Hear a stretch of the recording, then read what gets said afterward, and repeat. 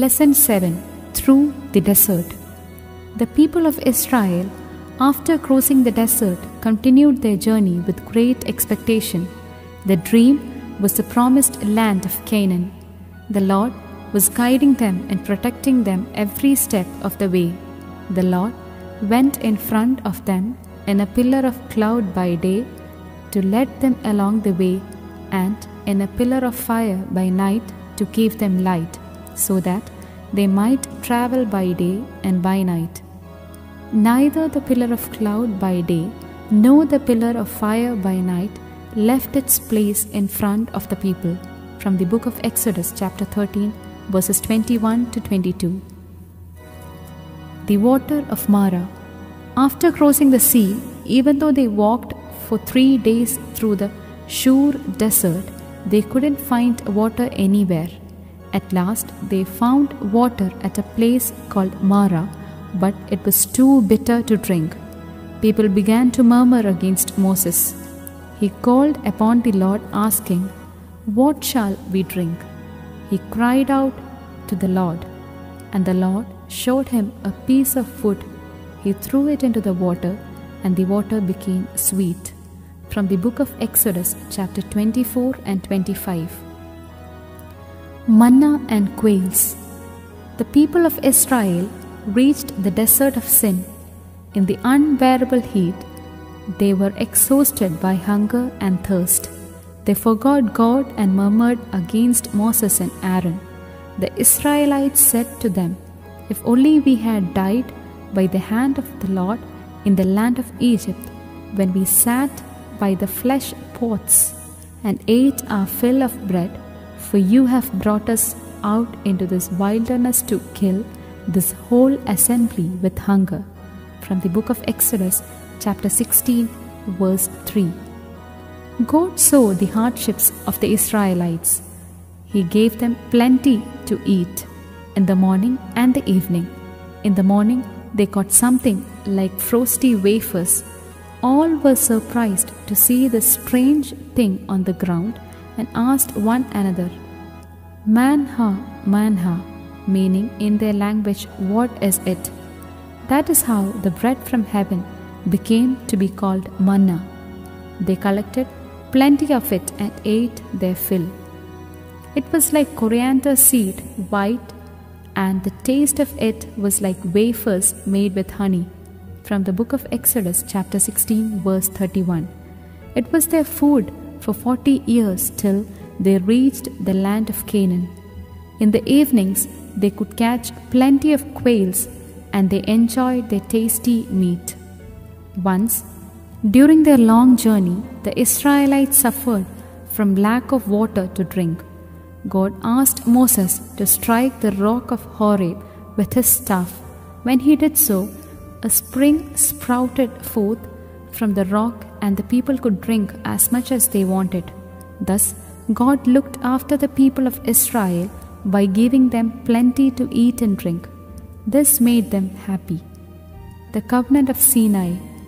When the people of Israel, walking through the desert, reached the base of Mount Sinai and camped there, God called Moses from the mountain and said, "You go and tell the people of Israel, if you obey my voice and keep my covenant, you shall be my treasured possession out of all the peoples." Moses called the elders of the people and explained to them all that the Lord had told him. The people said in one voice, "Everything that the Lord has spoken, we will do." From the book of Exodus chapter 19 verse 8. Then God established the covenant with them, and as a symbol of the covenant, He gave them the commandments. The serpent of the desert. The people of Israel continued their journey through the desert. During this journey, they again became impatient and spoke against God and Moses, saying, "Why have you brought us out of Egypt to die in the wilderness? For there is no food and no water, and we detest this miserable food." From the book of Numbers, chapter 21, verse 5. They had clearly forgotten the numerous blessings that God had showered upon them. So, God decided to punish them. he spent poisonous serpents among them. Many Israelites died of snake bite. Realizing their fault, the people approached Moses and said, "We have sinned by speaking against the Lord and against you. Pray to the Lord to take away the serpents from us." So Moses prayed for the people, and the Lord said to Moses, "Make a poisonous serpent and set it on a pole, and everyone who is bitten shall look at it and live." So Moses made a serpent of bronze and put it upon a pole. And whenever a serpent bit someone, that person would look at the serpent of bronze and live. From the book of Numbers, chapter 21, verses 7 to 9. The tent of meeting. God continued his plan of salvation through the people of Israel. During the journey in the wilderness, Moses used to pitch his tent outside, far off from the camp. Moses called it the tent of meeting God, and Moses used to talk in this tent. We find a beautiful description of this in the book of Exodus, chapter 33, verses 7 to 11. Whenever Moses went to the tent, the people used to stand in front of their respective tents and watch till he entered the tent. When Moses entered the tent, the pillar of cloud would descend and stand at the entrance of the tent, and the Lord would speak with Moses. When the people saw the pillar of cloud at the tent, they would prostrate themselves in front of their own tents.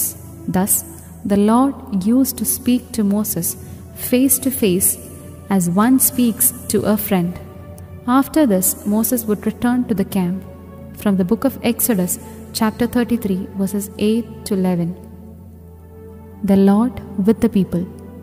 Moses, who was ordained to lead Israel, wished to know the ways of God.